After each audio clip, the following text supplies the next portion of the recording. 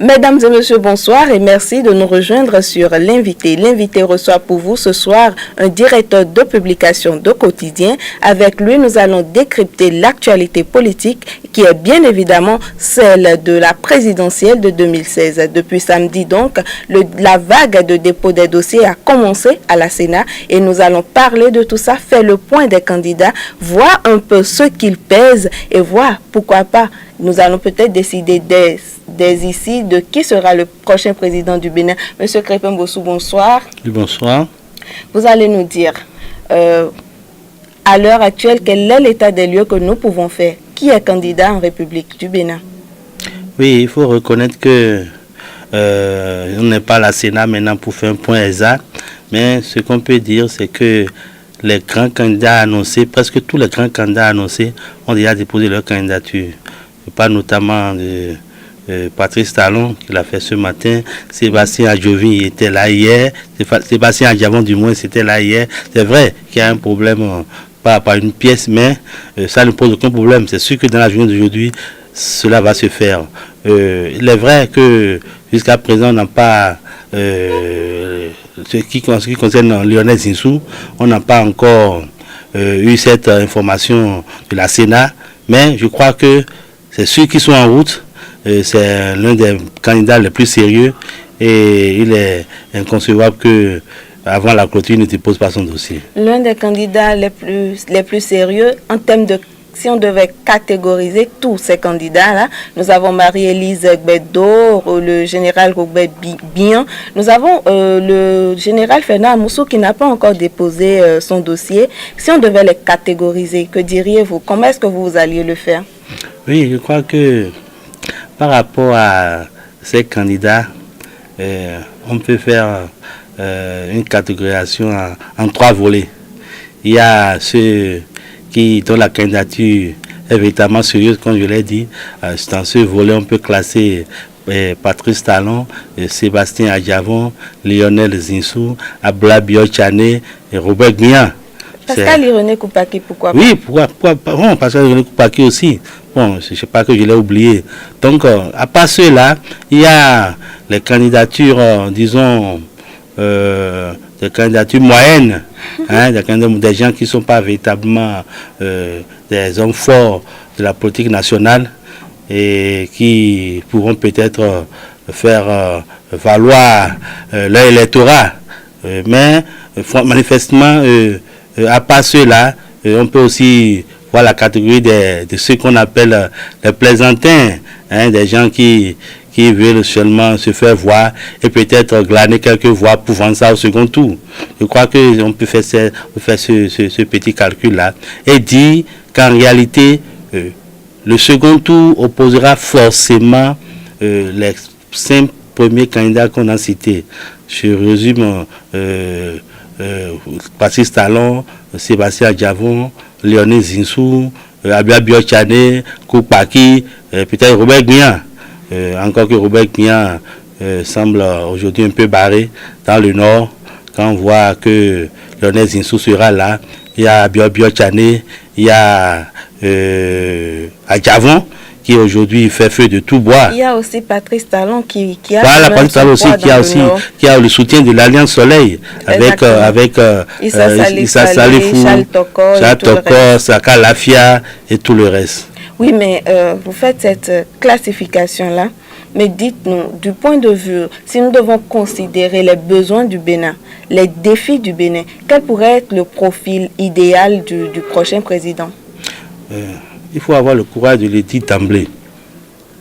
Les Béninois, sous Yaïbouni, n'ont pas véritablement eu ce que le chef de l'État a promis en termes de croissance, en termes de bonheur, en termes de jouissance des fruits de la nation. Il est clair aussi que Boni Yaya a beaucoup travaillé avec les infrastructures en ce qui concerne le domaine social, l'enseignement, l'emploi, etc. Mais dès que les Béninois, d'une manière générale, se sentent qu'ils vivent mal, qui ne sont pas heureux, que leurs problèmes sont là récurrents. Vous avez fait une étude? Non, c'est clair. Allez à Dantokpa, allez vers les syndicats. c'est clair, le diagnostic est terre à terre.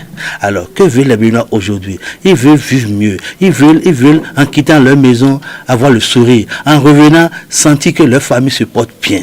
Alors, ça veut dire quoi? Ça veut dire que le prochain président doit de manière résolue s'attaquer aux problèmes sociaux. D'accord. Aux problèmes sociaux, aux problèmes économiques, tout en ayant une vision claire des axes stratégiques de développement qui doivent lui permettre de booster l'économie nationale. Oui, mais de toute la vague de présidentiables que nous avons aujourd'hui, ceux qui font fort actuellement, c'est les candidats Patrice Talon, il faut le reconnaître, Adjavon Sébastien, qui sont notamment des opérateurs économiques. Les opérateurs économiques les plus riches du Bénin. Est-ce que vous pensez qu'une fois à la tête du pays, ces riches hommes-là pourront mettre leur richesse au profit de la population?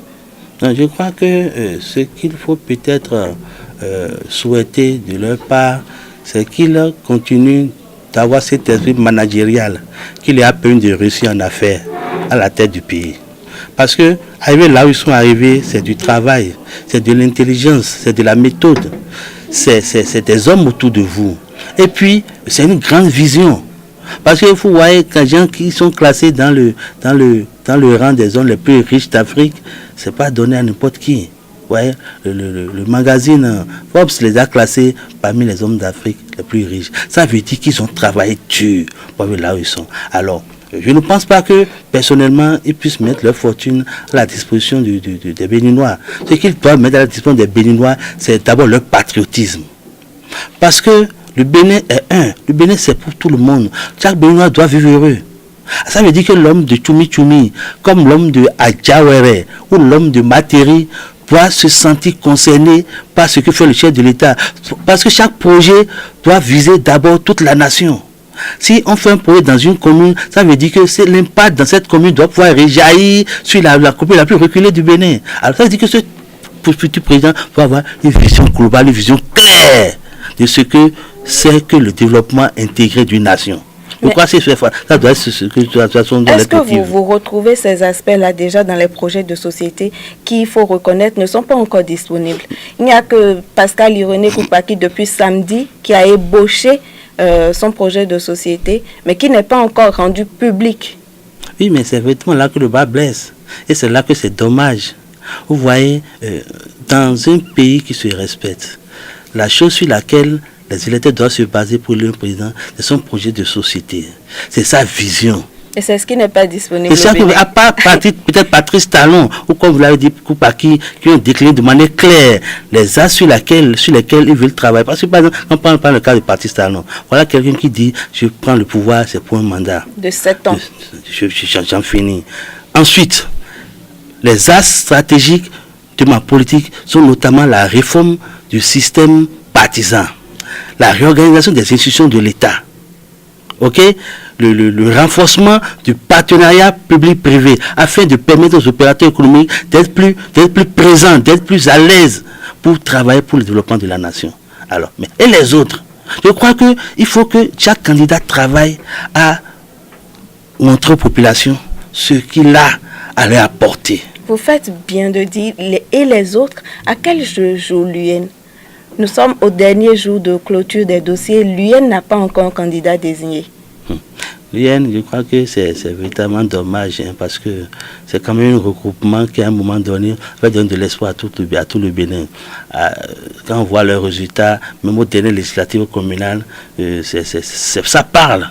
Ça veut dire qu'ils ont du monde derrière. Alors, je ne comprends pas comment se fait-il qu'aujourd'hui, avec tous les grands hommes qui sont au sein de ce regroupement politique, qu'ils aient tant de mal à se décider. Aujourd'hui, je crois que l'UN doit se faire violence pour rassurer les Béninois. S'ils ne jouent pas leur partition, c'est un crime. Mais je pense personnellement que c'est déjà raté parce que nous sommes au dernier jour déjà du dépôt des dossiers parce que la clôture est prévue pour aujourd'hui. L'UN n'a toujours pas un candidat. Je ne sais pas si c'est aujourd'hui qu'ils vont définir le candidat, si c'est aujourd'hui qu'il pourra déposer les dossiers. Bon, moi je dis toujours mieux vaut tard que jamais. Bon, peut-être que à la clôture des candidatures, oui, on saura qui est le candidat de l'UN. Espérons. Et alors, DP, pour finir, qui est-ce que vous voyez à la tête du Bénin en avril 2016? Je vois à la tête du Bénin un patriote. un homme de vision, un homme éclairé, un homme qui met au-dessus de tout les intérêts, l'intérêt de la nation, l'intérêt des Béninois, le bien-être des Béninois. Quelqu'un qui n'a pas envie que le Béninois continue de souffrir. Et dans ce lot-là, de candidats, ils sont seulement quelques-uns. C'est quoi votre choix de cœur ou votre choix de conviction? Qui est ce candidat-là qui incarne tout ce que vous décrivez là?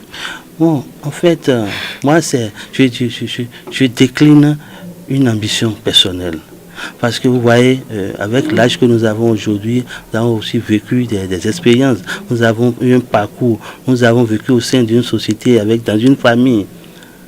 Aujourd'hui, les Béninois ont besoin d'être rassurés sur leur avenir. Et pour ça, il faut un homme qui ait l'envie de travailler pour les Béninois. Pas pour lui-même, pour sa poche, pour ses amis, pour sa famille, pour ses copains et les coquins. Merci DP. On va finir sur ces mots. Donc, c'est la fin de cette émission, l'invité sur Esaü TV. Merci de nous avoir suivis. Il était question de la présidentielle de 2016. Aujourd'hui, mardi, dernier jour des dépôts des dossiers. Nous avons fait le point des candidatures et décrypté un peu. Merci de nous avoir reçus.